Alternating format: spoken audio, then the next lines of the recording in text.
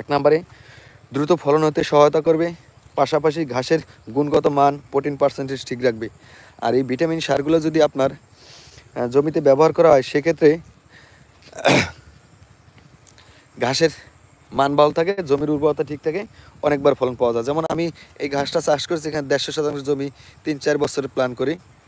যেহেতু 3-4 বছরের প্ল্যান করে ঘাস চাষ করি, তাহলে অবশ্যই ওই হিসাবে ভিটামিন সারগুলো আমি ব্যবহার করছি, যাতে আমি সঠিক ফলনটা পাই।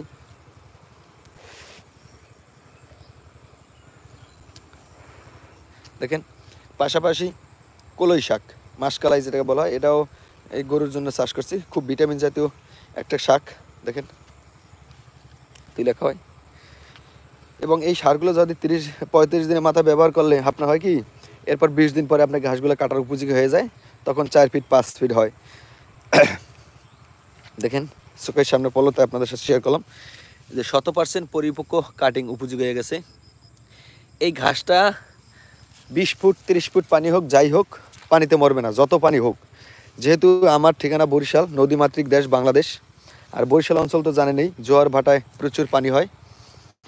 এই জন্য আমাদের অঞ্চলে এই ঘাসটার খুব চাহিদা হয়। তো এই জন্য আর কি এটা চাষ করছি। এটার পাশাপাশি জার্মান হোয়াইট হাইব্রিড ঘাস আছে, ওই যে দেখেন, ওই ঘাসটাও পানিতে হয়, পানিতে কখনো মরে না। তো এই ঘাসটা আপনারা চাইলে চাষ করতে পারেন। যারা 2-4টা গরু লালন পালন করেন, জমিতে ফসল হয় না, ঘাসের সংকট, আপনারা দেখা গেছে এই ধরনের ঘাসটা চাষ করতে পারেন। পুষ্করিণীর পার, বেড়ে, পরিত্যক্ত জমিতে বা ফসলি জমিতে, যেখানে আপনি বর্ষার সময় ঘাস নিয়ে সংকট দেখা দেয়, সেক্ষেত্রে এই ধরনের ঘাসগুলো আপনারা চাষ করতে পারেন, তাহলে আর কি সঠিক ফলন পাবেন। আমার এখানে বর্ষার সময় এই যে কাঁচা আছে, এই কাঁচার থেকে জমি 4 ফিট উচ্চতা, এই কাঁচা তলায় থাকে বর্ষার সময়। আর বরিশাল অঞ্চল মানে তো জানেন, জোয়ারের সময় পানি আসে, ভাড়া নেমে যায়, এই কারণে আর কি ঘাসটা চাষ করা। কিন্তু শুরুতে প্ল্যানিং করছিলাম আপনার ঝাড়া ঘাস চাষ করবো, পরে দেখি যে এখানে পানি জমে থাকে, এই কারণে আর কি আমি এই অজানা হাইব্রিড ঘাসটা চাষ করছি, যেটা 20 ফুট পানিতে এবং শুকনোতে হয়। তা আপনারা চাইলে এ ধরনের ঘাসগুলো চাষ করতে পারেন, সঠিক ফলন পাবেন। কারণ এই ঘাসটা একবার চাষ করলে আপনি 5 থেকে 8 বছর খুব ভালো ফলন পাবেন। দর্শক, আপনাদেরকে যেহেতু সরাসরি লাইভে আসছি, আপনাদের কাছে দেখাই, দেখেন ঘাসের গুণগত মান।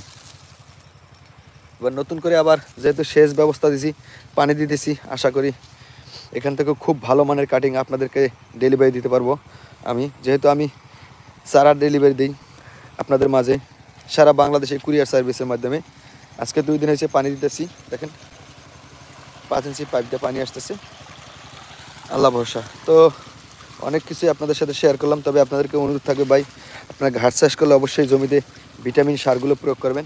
তাতে হবে কি, আপনার ঘাসের গুণগত মান ভালো থাকবে, দ্রুত ফলন পেতে সহায়তা করবে, ঘাসের সংকট দেখা দিবে না।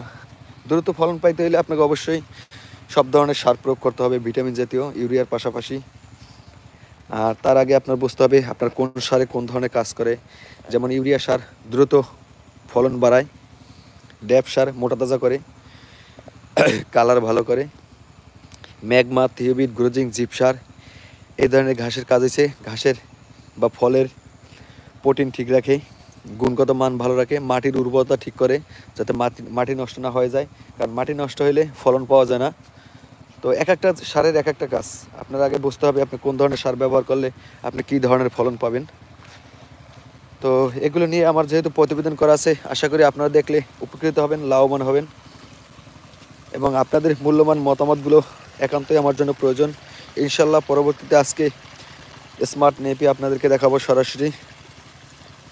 যেহেতু ভিডিও ধারণ করলে আপনার এডিট করার অপশন থাকে, আর এই সরাসরি লাইভে গেলে এডিটের অপশন থাকে না, তো দেখা যায় ক্লিয়ার। তো আজকের মতো এখানে বিদায় নিচ্ছি, সবাই ভালো থাকবেন, আল্লাহ হাফেজ।